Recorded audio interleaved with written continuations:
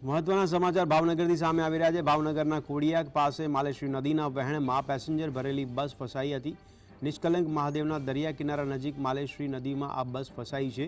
ખોડિયાક પાસે ધાવડી માતાના મંદિર નજીકની આ ઘટના છે, જ્યાં માલેશ્વરી નદીમાં ઘોડાપુરના ધસમસતા પ્રવાહમાંથી પસાર થતા દરમિયાન બસ ફસાઈ ગઈ અને તણાઈ હતી। જોકે પુલ પર બસ ફસાઈ ગઈ હતી। આ ઘટનાને પગલે મામલતદાર, પોલીસ અને સહિતનું રેસ્ક્યુ ટીમ પહોંચીને ફસાયેલા લોકોને બહાર કાઢવા માટેની જહેમત ઉઠાવી રહ્યું છે।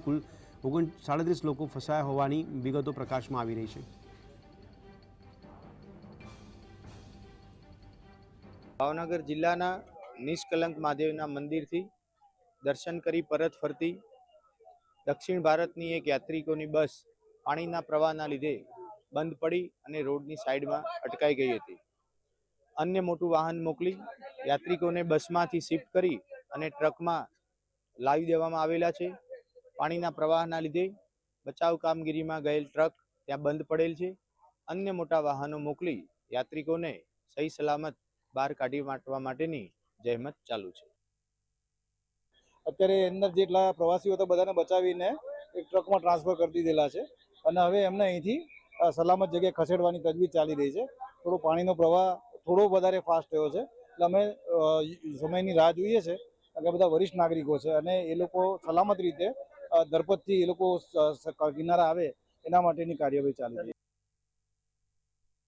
તો આજ અંગે વધુ વિગત આપી રહ્યા છે અમારા સંવાદદાતા અરવિંદ ભટ્ટી। અરવિંદ, જણાવશો અત્યારે હાલમાં સ્થિતિ શું જાણવા મળી રહી છે? હજી કેટલો સમય વીતી શકે છે રેસ્ક્યુ કામગીરી પૂરી કરવામાં? ચોક્કસથી જે પ્રમાણે ઘટના બની છે તે બસ ફસાઈ હતી।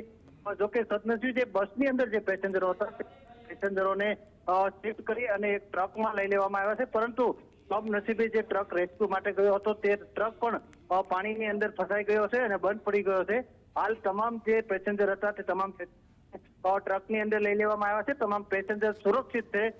જોકે તંત્ર દ્વારા તમામ પ્રકારની રેસ્ક્યુની કામગીરી ચાલુ છે, પરંતુ ક્યાંક ને ક્યાંક પાણીનો પ્રવાહ વધી રહ્યો છે। ઉપરવાસમાં જે વરસાદ પડી રહ્યો છે તેના કારણે નદીમાં પાણીનો પ્રવાહ વધી રહ્યો છે, તેના કારણે ખૂબ જ મુશ્કેલી પડી રહી છે।